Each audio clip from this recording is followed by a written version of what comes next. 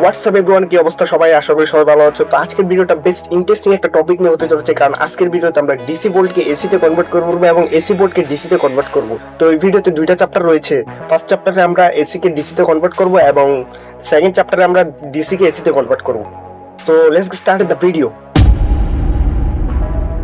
তো এসি কে ডিসি তে কনভার্ট করার জন্য আমাদের লাগবে এরকম একটি ট্রান্সফরমার।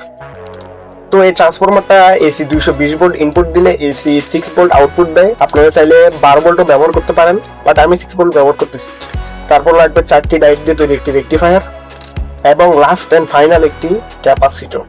যেহেতু আমার এই ট্রান্সফরমারটা আউটপুট 12 ভোল্ট দেয়, না সরি 6 ভোল্ট আউটপুট দেয়, তাই আপনারা 20 ভোল্টের ক্যাপাসিটর ব্যবহার করতে পারেন।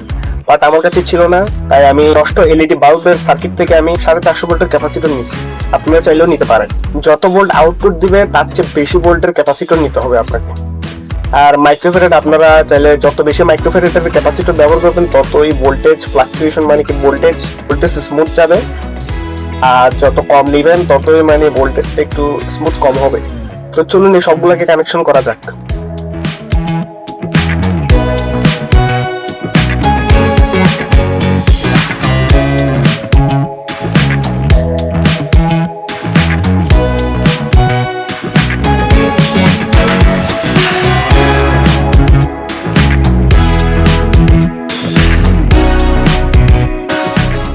তো আমাদের কানেকশন করা কমপ্লিট। তো এটা দিয়ে আমরা এসি 220 ভোল্ট ইনপুট দিব এবং আউটপুট দিবে 6 ভোল্ট। তো আমার কাছে একটা এক্সটেনশন বোর্ড আছে, এখন এটাতে 220 ভোল্ট ইনপুট দিব। আমি 220 ভোল্ট ইনপুট দিলাম। এখান পর্যন্ত কিন্তু এসি আউটপুট দিচ্ছে 6 ভোল্ট, কিন্তু এই রেকটিফায়ারটা এসি কে ডিসি তে কনভার্ট করতেছে, মানে ডাইরেক্ট কারেন্টকে অল্টারনেটেড কারেন্টকে ডাইরেক্ট কারেন্টে কনভার্ট করতেছে। এখন দেখুন একটা স্পার্ক হবে, দেখতে পাচ্ছেন? আরেকবার দেখুন।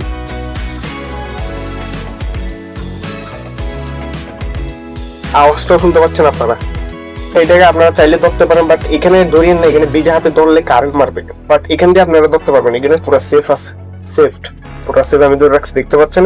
এখানে 220 ভোল্ট ইনপুট হচ্ছে, ইনপুট এই দেখুন এক্সটেনশন বোর্ড দিয়ে।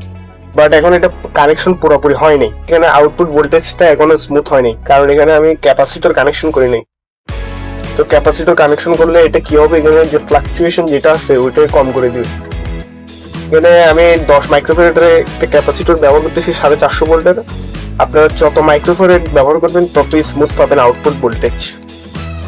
তো আগে ক্যাপাসিটরটাকে কানেকশন করে আপনাদেরকে ভোল্টেজটা দেখাচ্ছি। ক্যাপাসিটরের এই যে চিহ্নটা দেখতে পাচ্ছেন, এটা হচ্ছে ক্যাপাসিটরের নেগেটিভ প্রান্ত, আর এবং এখানে কোনো চিহ্ন নেই, এটা হচ্ছে পজিটিভ প্রান্ত। এখন কানেকশন হয়ে গেছে, এখন বোল্টটাকে দেখাচ্ছি আমরা আপনাদের। খুবই সাবধানে করবেন, যদি উল্টো পাল্টা কানেকশন হয় কিন্তু ক্যাপাসিটরটা ফেটে যেতে পারে। এখন এখানে ভোল্টেজটা দেখাবে, হচ্ছে 7.44 ভোল্টেজ আউটপুট দিচ্ছে। তো চলুন এখন মোটর এবং একটি লাইটকে চালানো যাক। এটা হচ্ছে একটা 12 ভোল্টের ব্লু এলইডি। তো আগে ক্যাপাসিটর লাগিয়ে নিব, ক্যাপাসিটর লাগালে স্মুথ হবে, ক্যাপাসিটর ছাড়া লাগালে একটু ফ্লাকচুয়েশন হবে, মানে কি অন অফের একটু সম্ভাবনা আছে। তাই আগে কানেকশন দেখে লাগাবেন ভালো করে। তো দেখতে পাচ্ছেন লাইটটা কত সহজে জ্বলতেছে।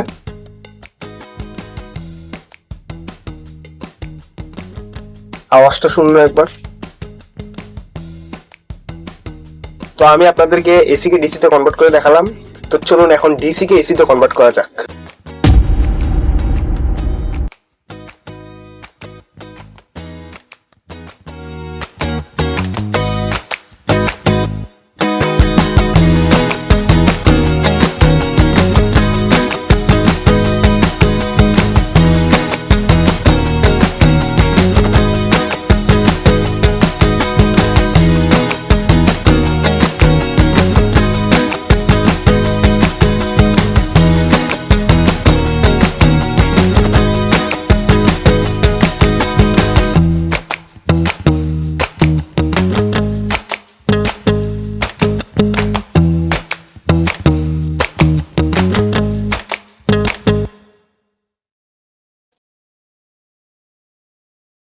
তো ভিডিওটি ভালো লাগলে একটি লাইক করে দিবেন এবং এমনই ইন্টারেস্টিং ভিডিও পেতে চ্যানেলটিকে সাবস্ক্রাইব করে রাখেন।